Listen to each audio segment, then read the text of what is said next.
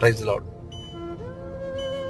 ఎంత కష్టపడ్డా, ఎంత ప్రార్థించినా నేను పైకి రావట్లేదు ఏంటి, ఏం జరుగుతుంది, ఎందుకు దేవుడు నా జీవితంలో కార్యం జరిగించట్లేదని నువ్వు చింతిస్తున్నావా?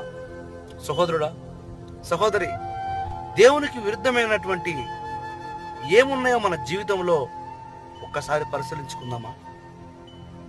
దేవుడు సూటిగా నీతో మాట్లాడుతూనే ఉన్నాడు వాక్యం ద్వారా, అనుదినము సేవకుల ద్వారా, బైబిల్ ద్వారా.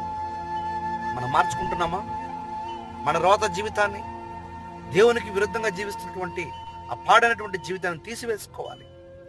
దేనికి బానిసై ఉన్నామో ఆ బానిసత్వం నుంచి ఆ కట్లు విప్పబడాలంటే యేసయ్య రక్తం ద్వారా కడగబడాలి. హల్లెలూయా. ఆయన నామంలో పశ్చాత్తాపంబడి, ప్రభువా నేను తప్పు చేశానని క్షమించుకొని, పొరపాటుంటే దేవుని దగ్గర క్షమించి అడగండి. దేవుడు దీవిస్తాడు, జవాబిస్తాడు, ఫలింపచేస్తాడు.